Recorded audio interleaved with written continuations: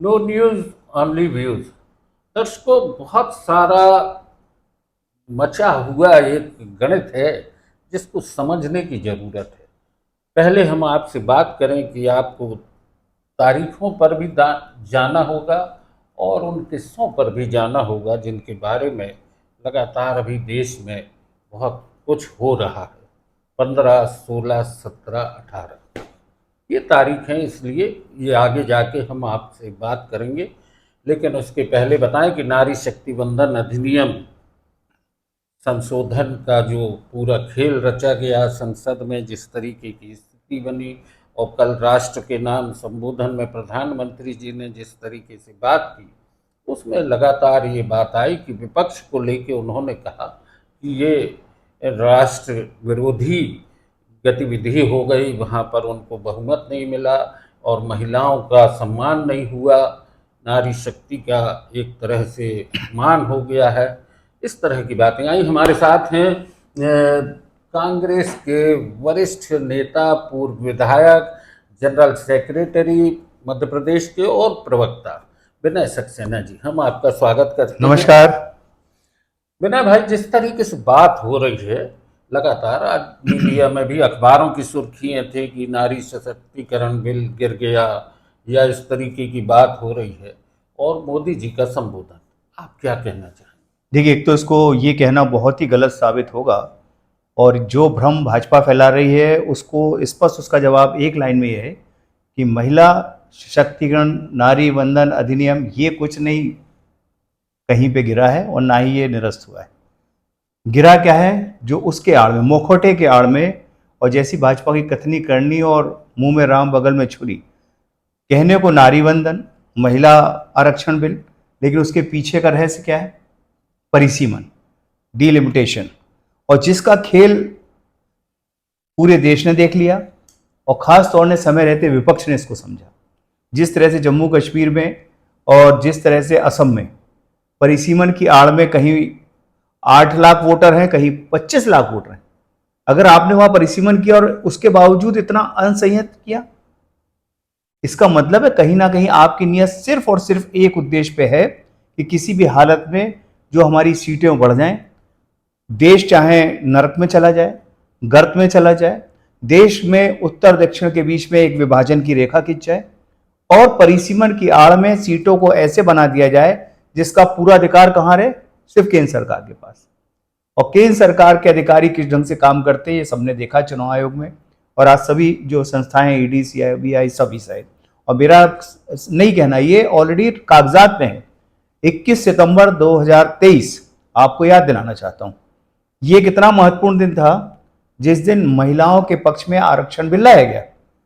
और आश्चर्यजनक बात है जो मोदी जी ने अपने भाषण में नहीं कही, उस बिल का उन्होंने जिक्र तक नहीं कर रहे।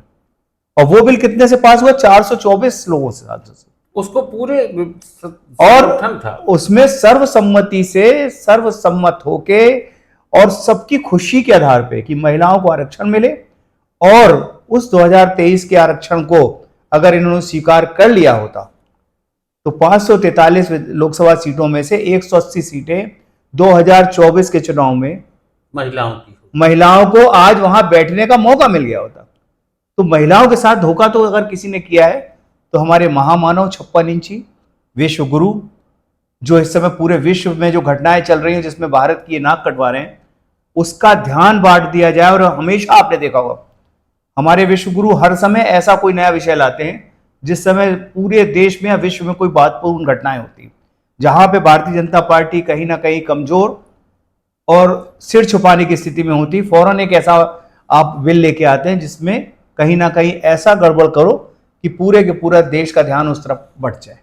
अच्छा, दूसरी बात आती है कि जिस तरीके से मोदी जी ने अपना राष्ट्र के नाम संबोधन किया और विपक्ष को उन्होंने एक तरह से ये बताया कि ये नारियों का सम्मान नहीं करता, जबकि अगर पहले से देखें तो कांग्रेस के दौर में या जब सरकार भाजपा की नहीं थी तब भी महिलाओं को लेकर लगातार विधेयक भी आए हैं, महिलाओं के सम्मान की बात हुई। तो अगर भारतीय जनता पार्टी की पूरी स्थिति पर नज़र डालें तो क्या लगता है आपको कि महिलाओं को लेके सिर्फ एक चुनावी गणित खेला जा रहा है? देखिए, बहुत महत्वपूर्ण बात है। जिन माननीय नेहरू जी के नाम पे भाजपा रोती रहती है, उनसे भी सीनियर मोतीलाल नेहरू जी के समय में पहला महिला आरक्षण के लिए चर्चा शुरू हुई थी। एक प्रस्ताव आया था कांग्रेस कार्य समिति में, और उसके बाद आपने देखा राजीव गांधी ने 33% आरक्षण महिलाओं को नगर निकाय में और पंचायत में दे भी दिया, जिसके कारण आज हमारी महिला बहनें पार्षद के रूप में हमारे साथ बैठी थी। हमारे जिला पंचायत से लेकर नगरीय पंचायत में सब जगह आप देखें महिलाएं 33% आ चुकी, और राजीव गांधी जी ने इसको आगे लगातार बढ़ाया।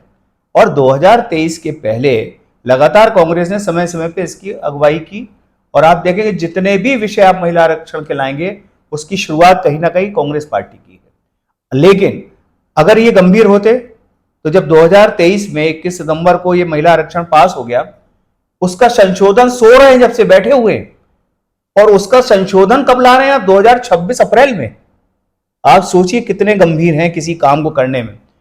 सीधा सीधा गलत यह है कि पूरे देश में जो इनको 400 सीटें पार करने का जो इनका एक सपना था, जो पूरा कभी हो नहीं सकता, वो सपना कैसे पूरा हो? तो 400 के लिए 850 लोकसभा सीट कर दो। अच्छा, आप महत्वपूर्ण बात एक और समझने की कोशिश करिए। जनगणना की शुरुआत हो गई, आपके घर घर में जनगणना के लोग आना शुरू हो गए। ये जनगणना 2027 से पूरी हो जाएगी। अब जब जनगणना 2027 पूरी हो रही है तो आरक्षण महिलाओं को किसमें मिलना चाहिए? जनगणना के आधार पर। जनगणना 2027 के आधार पे। अब आप क्या कह रहे हैं कि हम जो देंगे वो 2011 के अनुसार आरक्षण और उसके हिसाब से परिसीमन करेंगे, जबकि जनगणना की शुरुआत हो चुकी। 2023 की जो हमारा लोकसभा में महिला आरक्षण बिल पास हुआ, उसमें स्पष्ट था कि जनगणना के साथ साथ ही इसको लागू किया जाएगा, यानी नई जनगणना। और नई जनगणना शुरू हो गई। एक तरफ सरकार करोड़ रुपए जनगणना में खर्च कर रही है, लेकिन कभी किसी देश को आपने ऐसा पीछे जाते देखा है?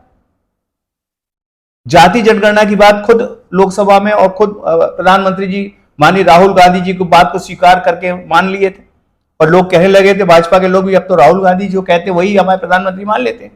वैसे तो राहुल गांधी जो जो कहते वही सच होता है, और आप देख ही रहे हैं, वो चाहे ईरान का युद्ध हो, चाहे कोरोना का समय रहा हो, हर बात जो उन्होंने कही समय पे। और अभी उन्होंने एक और बात कही कि जैसे ही भी चुनाव खत्म होंगे डीजल और पेट्रोल के रेट बढ़ जाएंगे। ये भी सच साबित होगा। राहुल गांधी का एक भाषण था संसद में, जिस तरीके से उन्होंने बात की, जादू वाला एक पूरा किस्सा बताया, उसमें एक आंकड़ा आता है 16 पर नजर करें प्रधानमंत्री जी, ये लगातार उन्होंने कहा, उसके क्या मायने बताएंगे? देखिए, उनका कहना है जिस ढंग से बहुरूपीय ढंग से हमारे माननीय जादूगर, माननीय महामानव, हमारे माननीय विश्व गुरु, और आज तो वो पूरा दिख रहा है देश को और पूरा विश्व देख रहा है। अब वर्ल्ड के जितने बड़े बड़े अखबार हैं उसमें जो इनकी जादूगिरी है वो फेल हो चुकी। उन सब बातों का उल्लेख अपने ढंग से माननीय राहुल गांधी ने किया है, और उसका नुकसान जो हम ईरान और डोनाल्ड ट्रंप जी के और पाकिस्तान की जो वर्तमान स्थिति है, जो हिंदुस्तान पूरे विश्व में अपनी एक अलग ताकत के रूप में पहचाना जाता था, आज उससे आगे रख के पाकिस्तान उसका समझौते की बात कर रहा है। अभी एक चर्चा लगातार सोशल मीडिया पर भी है और दिल्ली में भी ये बड़ी सुर्खियों में है।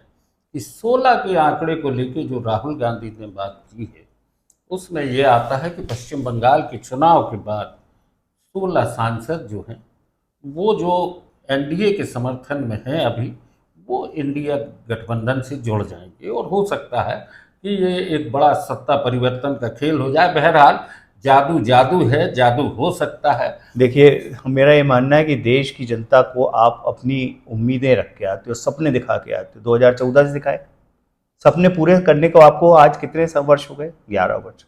अभी भी आप सिर्फ जादू दिखाओगे। जादू का मतलब ही ये है कि जादू में सच कुछ नहीं होता, सिर्फ एक आंखों का छलावा होता है।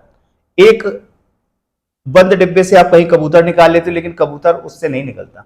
इसका मतलब है सच्चाई उसका उसमें नामो निशान जादू में नहीं होता, सिर्फ एक आंखों का छलावा होता है, और एक तरकीब होती है और एक कारीगरी होती है, जो चौराहे पे जादू दिखाने वाला भी करता और मंच पे दिखाने वाला भी करता। लेकिन जब देश का प्रधानमंत्री अगर यही काम करने लगे, कभी 15 लाख देने की बात करने लगे, और उसके बाद 15 लाख दिए के बाद ये कहने लगे कि हमने अयोध्या में 3-3 लाख दिए, कितने बार जलाए? 5 बार जलाए। 15 लाख दिए। तो बाद में बोले 15 लाख जल दिए कि नहीं दिए? आप सोचिए कितना स्तर एक प्रधानमंत्री का सच और झूठ के बीच में कितना बड़ा एक धोखा देश को दिया जा रहा है और इसको समझने की जरूरत है। लेकिन मैं ये मानना चाहता हूँ कि महिलाओं को सम्मान करने वाली पार्टी ने मणिपुर में जो जिस तरह से बहनों को निर्वस्त्र करके घुमाया गया और मोदी जी ने चंद शब्दों में बात खत्म कर दी। हमारी पहलवान बहनों को घसीटा गया दिल्ली में। कुलदीप सेंगर का मामला आपके सामने है और पूरे हिंदुस्तान में महिलाओं के साथ जो अत्याचार हो रहा है और उस पर भाजपा कितनी सजग है ये पूरा देश देख रहा है। जहां भी कोई महिलाओं के ऊपर अत्याचार होगा वहां कहीं ना कहीं कोई भाजपा का नेता जरूर होगा और जहां कहीं कोई गलत काम होगा अगर आप कंकड़ फेंकोगे तो भाजपा का ही व्यक्ति निकलता है। ये महिलाओं के सम्मान की बात करने वाले जो अपनी आदरणीय भाभी जी यानी हमारे प्रधानमंत्री जी की पत्नी, मुझे लगता है उनसे पूछा जाए। और अभी तो मैं आपसे कहना चाहता हूं कि परम आदरणीय वसुंधरा राजे जी, उनका भी एक पत्र बड़ा सरगर्मी और चर्चा में है। बहुत जल्दी हमारी देश के नागरिक उसको भी पढ़ लेंगे और उसको भी सुन लेंगे, जो माननीय मोहन भागवत जी को लिखा गया है। 15 अप्रैल को ये पत्र लिखा गया, सोशल मीडिया पर वायरल हुआ। हालांकि उसकी ऑथेंटिसिटी के बारे में हम इसलिए मैं अभी इसलिए उसके बारे में ज्यादा नहीं कह रहा हूँ। कहना तो महिलाओं की अगर सम्मान की बात है तो एपस्टीन फाइल में जिन बच्चियों के साथ अत्याचार हुआ, गलत ढंग से उनके जान तक ले ली गई और हमारे जो एक मंत्री हैं उनको अभी तक कुछ कहने की हिम्मत नहीं जुटा पा रहे और एपस्टीन में आगे क्या क्या होना है उससे पता चल जाएगा कि हमारे भारतीय जनता पार्टी के नेता महिलाओं को कितना सम्मान करते हैं। तो दोस्तों ये चर्चा आज यहीं तक। विनय भाई आपने चर्चा की, बहुत बहुत धन्यवाद। लेकिन दोस्तों बता दें, जादूगर के जादू से आप प्रभावित ना हो, हकीकत कुछ और है और देश जानता है कि सच कहाँ है और सच के साथ कौन है। आगे भी हम आपसे बात करेंगे अलग अलग मुद्दों पे। नो न्यूज ऑनली व्यूज पर आज बस इतना ही। आपका और आपके दर्शकों का बहुत बहुत धन्यवाद। नमस्कार।